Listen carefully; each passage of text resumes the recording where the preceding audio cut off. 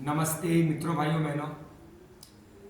जो पहलगांव में घटना हुई है, जो ये कायर आतंकियों ने निहत्थे लोगों पे गोलियां चला के उनके प्राण हरे हैं। अपने हिंदू समाज के लगभग 28 भाई बंधु अपने प्राण गंवाए हैं। उस विषय पे थोड़ा कुछ जो मेरी बुद्धि में आ रही है कुछ आपके साथ शेयर करना चाहता हूँ। प्रथम बात यह है कि देखिए, हमें अपनी तरफ ही देखना चाहिए। कमियां हम में है तो ऐसे हमले होते रहे हैं, हो रहे हैं, आगे भी होते रहेंगे। मुझे जहाँ तक समझ है, गीता में भगवान कृष्ण ने अर्जुन को इसी युद्ध कला विषय पे समझाया है। शत्रु क्या होता है, मित्र क्या होता है, बोध क्या होता है, राष्ट्र क्या होता है, धर्म क्या होता है। शिकार सदैव भेड़ों का किया जाता है, शेरों का नहीं। यदि आप शेर बन गए, सशक्त बन गए, शक्तिशाली हो गए, 99% युद्ध बिना लड़े जीत जाओगे। और यदि आप कमजोर हैं तो एकाध में क्षमा हो सकती, 99% युद्ध आपको लड़ना होगा और हारना होगा। हर जगह आपको टूटना होगा, झुकना होगा। शक्तिशाली व्यक्ति से नहीं कोई नहीं उलझता, कमजोर से सब उलझता है। शेर बनने का मजा यही है कि आपसे कोई उलझेगा नहीं। या भेड़ बनने की सजा यही है कि कोई भी चोंच मारेंगे। तो अब है कि रास्ता क्या है? रास्ता भगवान राम ने, भगवान कृष्ण ने आपको दिखाया हुआ है। जो जैसा होता है उसके साथ वैसा ही किया जाता, बल्कि बढ़ के किया जाता, फिर नहीं करता। कोई मुझे रोज परेशान करता हो, मैं क्यों ना उसको परेशान कर दूं। इतना परेशान कर दूंगा कि भूल के मेरी तरफ देखेगा नहीं। हिंदू समाज में बड़ी कमजोरी है, ये जातियों में बटा हुआ है। जातिवाद तो 375 मुसलमानों में है, लेकिन वो फिर भी धर्म के नाम पे संगठित है। हम न धर्म के नाम पे संगठित होते हैं, न राष्ट्र के नाम पे। तो उनसे मुकाबला करेंगे कैसे? 100 करोड़ हिंदू है, 100 से अधिक करोड़ है। अगर ये सिर्फ मुसलमानों का सामान खरीदना बंद कर दें, होटल से सेवाएं लेना, टैक्सी करना, अपने घरों में टेंट सामियाना लगवाना, उनसे शादी विवाह में उनको काम देना, उनसे फल सब्जी खरीदना, जूते छाते चप्पल कपड़े गहने सब खरीदना बंद कर दें। बंद नहीं तो कम तो कर ही सकते हो। मैं जाता हूँ फल खरीदने, पहले राम राम जय श्री राम बोलता हूँ। अगर राम राम बोल दिया समझ जाता हूँ हिंदू है। फिर भी डाउट होता है, स्कैन करके चेक कर लेते हैं। कई बार तो मुँह से कह देता हूँ, आधार कार्ड दिखाओ, 5 किलो फल लेंगे। आधार कार्ड दिखाओ, अगर मुसलमान होंगे तुम तो नहीं लूँगा। या साफ सुथरा पता कर लो, उसी से एक बार बार उसी से फल सब्जियाँ खरीदो। एक से लोगे थोड़ा सस्ता भी देगा, आपके बारे में पता भी लग जाएगा किस ढंग के फल सब्जियाँ लेते हैं, समय भी बचेगा।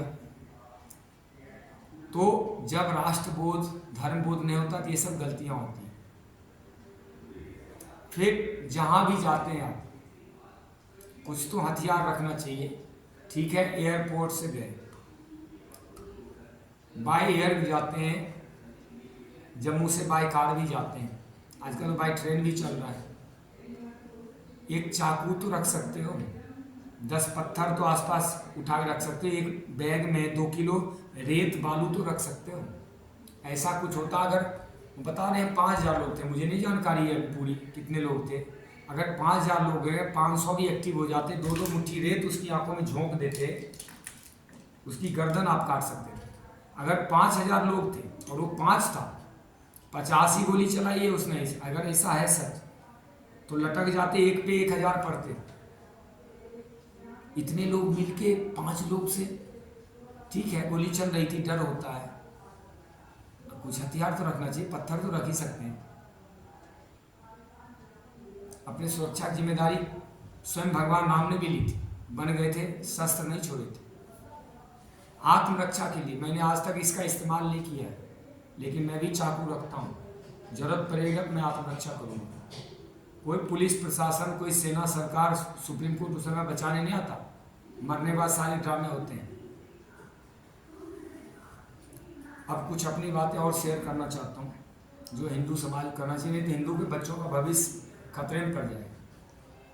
हमें नहीं पता कुरान में क्या लिखा है। मैं सुना है कुरान में ऐसा लिखा है कि जो नॉन मुस्लिम है उसको मार काट डालो, यही धर्म है। वो मजहब हो सकता है कि पाप को ही लीगलाइज करके पाप ही फैलाता हो, अधर्म अन्याय अत्याचार फैलाता हो, आतंक फैलाता हो, लेकिन हमारे धर्म ग्रंथ में भी तो कुछ लिखा है। रामायण रामचरितमानस में लिखा है, जरा गूगल कीजिएगा। संत शंभु श्रीपति अपवादा, लागी जहाँ तहाँ असी मर्यादा, काटे उतासी जीव जो बसाई, श्रमण मूड नहीं तो चले पर। साफ आदेश है, धर्म की मर्यादा है कि अगर अपनी कोई निंदा कर ले चलो हम सह भी लेंगे, लेकिन जहाँ गुरु की, धर्म की, भगवान की निंदा कोई कर दे, शिव की निंदा कर दे, भगवान विष्णु की निंदा कर दे, तो उसकी जीभ काट लो। और जीभ नहीं काट सकते, कानूनी रूप से ठीक नहीं है, कान बंद करके चलो, सुनना नहीं चाहिए। कोई कह दे कि कृष्ण तो वस्त्र चुराते थे, महादेव तो भांग पीते थे, जीभ क्यों नहीं काटनी चाहिए? जीभ नहीं काटनी चाहिए तो कम से कम अपने धर्मशास्त्र का ज्ञान तो रखो कि महादेव ने जो विष पिया था क्यों पिया था। ये जो प्रसंग है इसके पीछे बहुत भारी शिक्षा है। एक बात और है, यदि हिंदू समाज गीता को ही थोड़ा ध्यान में रखे, अपने बच्चों को पढ़ाए, हर 10-12 साल के बच्चे को गीता पता होना चाहिए, उपनिषद की कुछ चीज़ें पता होनी चाहिए, दर्शन, हमारे 6 दर्शन हैं, उसमें सारा धर्म जिज्ञासा, मीमांसा दर्शन कहता है अथातो धर्म जिज्ञासा, धर्म का ज्ञान करो इससे। अथातो ब्रह्म जिज्ञासा, वेदांत कहता है ब्रह्म का ज्ञान करो इससे। योग, ये देखिए पतंजलि योग दर्शन है, ये देखिए वेदांत दर्शन है। अब हिंदुओं ने पढ़ना ही नहीं है, रामायण इसकी शिक्षाएं नहीं लेनी, भगवान की लीला प्रसंग से कुछ ज्ञान नहीं लेना है, ऐसे ही मरते रहो। भगवान ने कहा है तुम अजर अमर अविनाशी आत्मा, नैनम छिंदंती शस्त्राणी नैनम दहती पावका, न चैनम क्लेदयंती आपो न शोषयति मारुता। तुम्हें शस्त्र नहीं काट सकता, आग नहीं जला सकती, पानी गीला नहीं कर सकता और हवा सुखा नहीं सकते। तुम अजर अमर अविनाशी हो, आत्म तत्व। तो फिर क्या डाउट रह गया? इतना डरपोक होना चाहिए क्या? और ऐसे ही शरीर कौन सा रहना है? अगर बलिदान नहीं हुआ धर्म के लिए तो शरीर बुढ़ा होकर बीमार होकर मरेगा, शरीर तो जाएगा ही। ये विनाशी शरीर है, ये मृत्यु लोक है, यहाँ सबको जाना है। क्या करोगे रख के इस शरीर को? केवल राशन तोड़ने के लिए रखा जाता है क्या? कुछ कर्म धर्म निभाए जाते हैं। जागरूक होना चाहिए हम सब। बड़ी लज्जाजनक बात है कि अगर 5000 लोग थे तो 5 लोगों ने उनको गोली मारी। चलो गोली तो मार ही दी, खदेड़ के ही पकड़ सकते थे, कुछ पत्थर मार सकते, कुछ और उपाय कर सकते थे, कुछ तो होता, कुर्सी फेंक सकते थे उसके माथे पे। इतना तो बड़ा जहाज नहीं था टाइटैनिक, क्यों जरा गिर नहीं सकता था। हजारों कुर्सियां और रखी होगी, कुर्सियां ही फेंक फेंक के मारना शुरू कर देते, उसकी गोलियां सब चली जाती उसके भीतर। खैर वहाँ सिचुएशन क्या था मैं भी मुंह से बोल रहा हूँ, हो सकता है मैं भी वहाँ नहीं कर पाता, लेकिन मुझे मेरे दिमाग में एक बात आई। मैं नहीं कहता कि मैं कुछ कर पाता हूँ, लेकिन मैं थोड़ा सुरक्षा का ध्यान रखता हूँ। आप लोगों को बताना इसलिए चाहता हूँ कि कुछ विकल्प हमेशा रखना चाहिए। रात में सोते भी फिर भी एक डंडा रखना चाहिए, नियम तो ये कहता है। गाड़ी में बैठे फिर भी ये देखना चाहिए कि कहीं ट्रेन में आग लग जाए, बस में कुछ दिक्कत हो जाए, कहाँ से कूद के भाग। सिनेमा हॉल में बैठे हैं, अंधेरा है, एग्जिट गेट तो देख के रखना चाहिए था। परिस्थितियाँ विपरीत कह के तो नहीं आती ना, मुसीबत कठिनाई कह के नहीं आती। उस समय हमारी क्या तैयारी होती। अब प्रश्न है समाधान क्या है? समाधान है शिक्षा। शिक्षा वो शक्ति है, धर्म का ज्ञान वो शक्ति है जो आपको सुरक्षा देता है, समृद्धि देता है, सुख शांति देता है, आरोग्य देता है, संस्कार देता है, वह ऊंचा उठाता है। हमें शिक्षित होना चाहिए।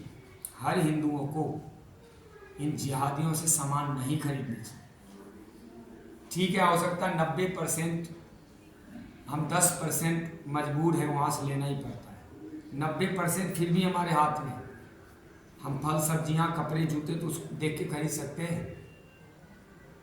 हमें उनका नहीं लेना सामान जो देश के खिलाफ आतंकवाद फैलाता हो, जो वंदे मातरम न कहता हो, भारत माता की जयकारा नहीं लगाए, वो इस देश का शत्रु है।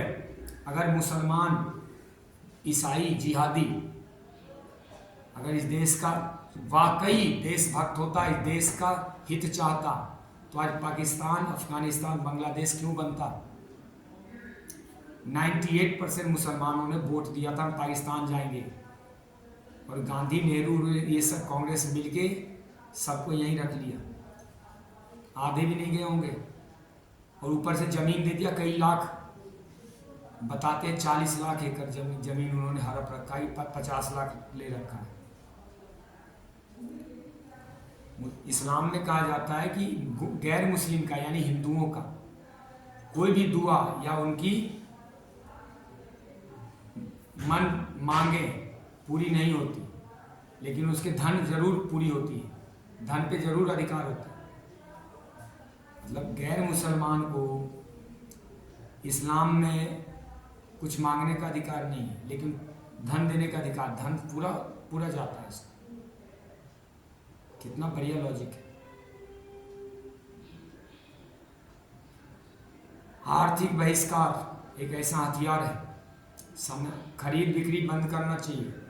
हिंदू समाज को किराए पे मकान दुकान नहीं देना चाहिए। छोटे छोटे लालच करके अपने बच्चों का भविष्य खराब मत कीजिए। 3 महीने जिहादी घुटने टेक देंगे, नाक रगड़ के मर जाएंगे, भूखा मर जाएगा, वो शहर के शहर छोड़ के भाग जाएगा।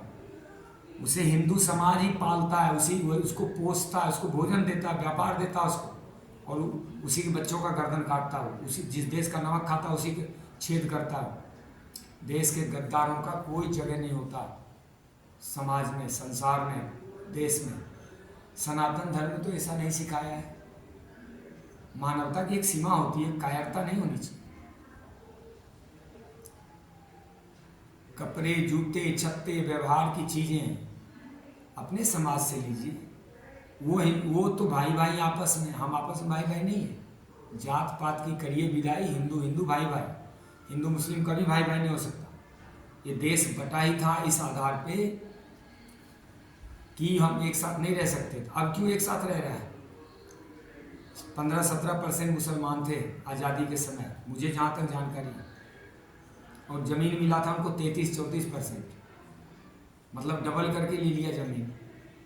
और उसके बाद यहाँ जो 4 करोड़ रोका था गांधी नेहरू ने, वो बन चुके हैं 30 करोड़।